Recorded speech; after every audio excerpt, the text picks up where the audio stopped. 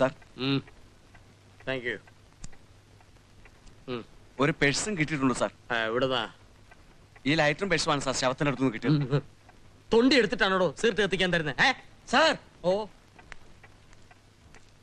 Sir, ഇന്നലെ രാത്രി ഇവിടെ ഉണ്ടായിരുന്ന ഒരാൾ താഴെ വന്നിട്ട് സാർ. പിടിക്കവനെ.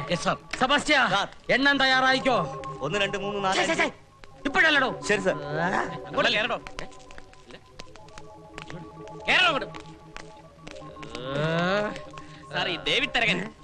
നീയോ? അന്ന് പോക്കറ്റടി, ഇന്ന് കൊലപാതകം. സെബാസ്റ്റ്യ, എനിക്കൊരു പ്രമോഷൻ.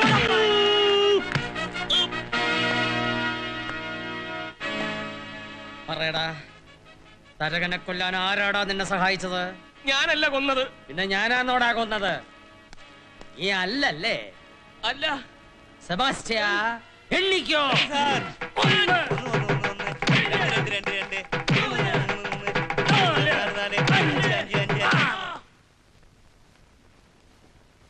നിങ്ങൾക്ക് പിന്നെ എങ്ങനെ മനസ്സിലായി അവൻ തന്നെയാ കൊലയാളിയെന്ന്? ഫിലോസഫിയെ കുറിച്ച് എനിക്ക് എന്തറിയാം? ഹ്യൂമൻ ഫിലോസഫിയാണ് ട്രെയിനിങ് സമയത്ത് ഞങ്ങൾ ആദ്യം പഠിപ്പിക്കുന്നത്. ഹ്യൂമൻ ഫിലോസഫി പഠിച്ചു കഴിഞ്ഞാൽ ഒരാളെ കണ്ടാൽ അറിയാം അയാൾ കള്ളനാണോ കൊലപാതകയാണോ എന്ന്. അതിന് സൈക്കോളജി എന്നല്ലേ ഡാഡി പറയാ? എന്നും പറയും. എങ്ങനെയാ ഡാഡി ഈ കില്ലറെ പിടിക്കുന്നത്? അബദ്ധത്തിന് ഞങ്ങൾ ഒരു മർഡർ സ്ഥലത്ത് എന്നാൽ ഫസ്റ്റ് മൂവ്മെന്റ് അറ്റ്മോസ്ഫിയർ സ്റ്റഡിയാണ്. ഡെഡ് ബോഡിയുടെ അടുത്ത് കത്തിയോ അങ്ങനെയുള്ള മാരകായുധങ്ങളോ ഉണ്ടോ എന്ന് നിരീക്ഷിക്കും. പിന്നെ വിരലടയാടോ എടുക്കും. അതോടെ നിങ്ങൾ ഇങ്ങനെ കഷ്ടപ്പെട്ട് കൊലയാളിയെ പിടിച്ചോണ്ട് നമുക്ക് വല്ല പ്രയോജനം ഉണ്ടോ? എടി, നീ എവിടത്തെ കാര്യ? നാളെ രാവിലെ ഇവിടെ പത്രക്കാരെ കൊണ്ട് നിറയും. തുമ്പില്ല തുമ്പില്ല എന്നും പറഞ്ഞ് 4 കാളം എഴുതും. എടി, എന്ന് പറഞ്ഞാൽ CBI എഴുതി തള്ളിയ 4 കൊലപാതക കേസിലെ പ്രതിയെയാ ഞാൻ പിടിച്ചത്. മന്ത്രി ഡൽഹിക്ക് വെറുതെ പോയിരിക്കുക. ഇല്ലെങ്കിൽ പ്രൊമോഷന്റെ കാര്യം എന്നെ വിളിച്ച് പറഞ്ഞേനെ. CI അറിയുമ്പോ ഒന്ന് ചമ്മും. പുള്ളിക്കാരെ ഒത്തിരി മഞ്ഞുണ്ടതായി ഈ കേസ് കണ്ടുപിടിക്കാൻ. ദേ പറഞ്ഞ് നാവ് വായിലേക്ക് ഇട്ടില്ല. CI അദ്ദേഹം.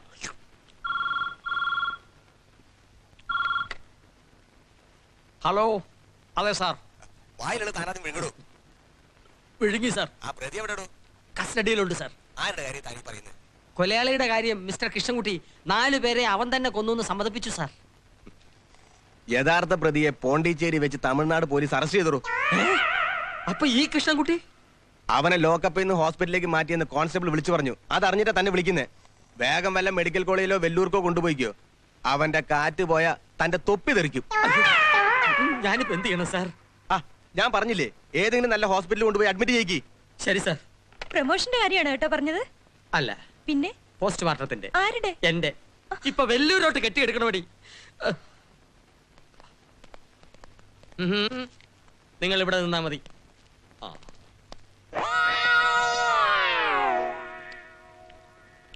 ഇനി ഗുളിക തിന്നിട്ട് മതി ബണ്ണ്. സിസ്റ്ററെ, ഇത് എന്തിനുള്ള മരുന്നാ? വേദനയ്ക്കുള്ള മരുന്നാ. വിശപ്പ് കുറക്കാനുള്ള വല്ല മരുന്ന് നീ കൊടുക്ക്. 13 ബണ്ണും 27 ചിങ്ങമ്പഴം തിന്നു കഴിഞ്ഞ് ഒരു ചിക്കൻ ബിരിയാണി കൂടി ആളെ വിട്ടിട്ടുണ്ടേ. കൃഷ്ണമോനെ,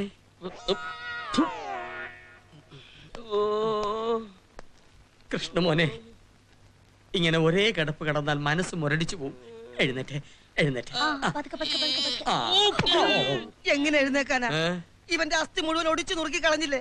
ഇനി കിടക്കേന്ന് എഴുന്നേക്കൊന്നും തോന്നണില്ല. ഒക്കെ സമയദോഷം അല്ല എന്ത് പറയാ. അല്ല പിന്നെ ആ സമയത്ത് കൃഷ്ണമോൻ അവിടെ വരാനും ഞാൻ അവിടെ ചെല്ലാനും എന്നെ കാണാനും.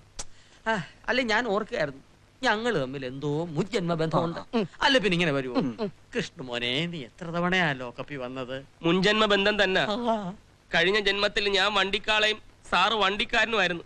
അതുകൊണ്ടല്ലേ സാറ് കാണുമ്പോ എന്നെ എടുത്തിട്ട് ഇടിക്കുന്നത്. അയ്യോ, പറ്റിയതൊക്കെ പറ്റി. ഇനി എങ്ങനെ പറയരുത്. ഒക്കെ വിധിയാണെന്ന് കരുതി സമാധാനിക്ക് പോവും മോനെ.